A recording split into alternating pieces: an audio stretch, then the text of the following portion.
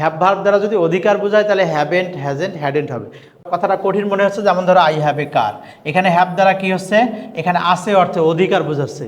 তার মানে আমাদের অধিকার বোঝালে কি হচ্ছে, যদি হ্যাভ থাকে তাহলে হ্যাভেন্ট, হ্যাজ থাকলে হচ্ছে হ্যাজেন্ট, হ্যাড থাকলে কি হচ্ছে হ্যাডেন্ট ব্যবহৃত। তার মানে এখানে উত্তর হবে HAVEN হ্যাভেন্ট আই।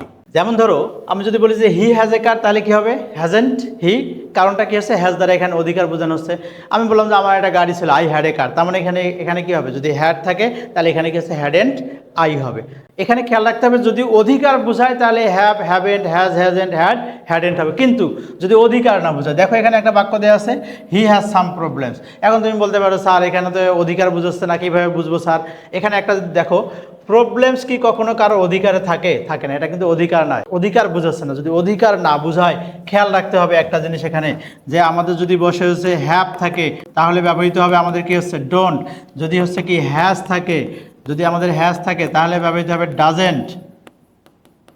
যদি আমাদের হ্যাড থাকে তাহলে কি ব্যবহৃত হবে, ডিডন্ট ব্যবহৃত হবে, ডিডন্ট ব্যবহৃত হবে।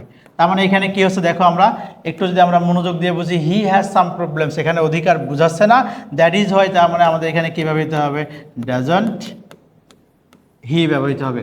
আশা করি সবাই বুঝতে পেরেছে। আমরা পরের উদাহরণগুলো দেখি।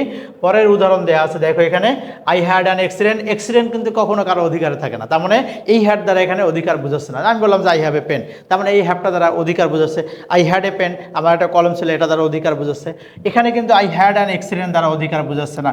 দ্যাট ইজ হোয়াই হ্যাড থাকার কারণে আমাদের এখানে কি হচ্ছে, ডিডন্ট ব্যবহার করলাম এবং তারপরে আমি কি ব্যবহার করলাম, আই ব্যবহার করলাম।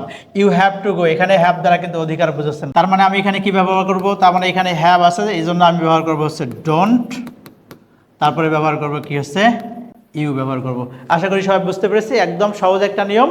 তবে গুলাই ফেলা যাবে না, যদি হ্যাভ ভার্ব দ্বারা অধিকার বুঝায় তাহলে কি হচ্ছে, অধিকার বুঝালে হ্যাভেন্ট, হ্যাজেন্ট, হ্যাভ থাকলে হ্যাভেন্ট, হ্যাজ থাকলে হ্যাজেন্ট এবং হ্যাড থাকলে কি হচ্ছে হ্যাডেন্ট ব্যবহৃত হবে। আর হ্যাভ ভার্ব দ্বারা যদি অধিকার না বুঝে অন্য কোনো কিছু বুঝায় তাহলে সেক্ষেত্রে কি হবে, আমাদেরকে হ্যাভ ভার্ব থাকলে কি হচ্ছে ডোন্ট, যদি হ্যাজ থাকে তাহলে কি হচ্ছে ডাজেন্ট এবং হ্যাড থাকলে কি ব্যবহৃত হবে, ডিডন্ট ব্যবহৃত হবে। আশা করি সবাই বুঝতে পেরেছি এবং সবার যদি ভালো লেগে থাকে তাহলে আমরা এটা শেয়ার করে সবার মাঝে ছড়িয়ে দিই যাতে সবাই শিখতে পারে। সবাই ভালো থাকি, সুস্থ থাকি, সবার জন্য শুভকামনা থাকলো। আল্লাহ হাফেজ। ভর্তি হতে ভিজিট করুন www.online.rcctube.com অথবা কল করুন 09613 662 000 এই নাম্বারে।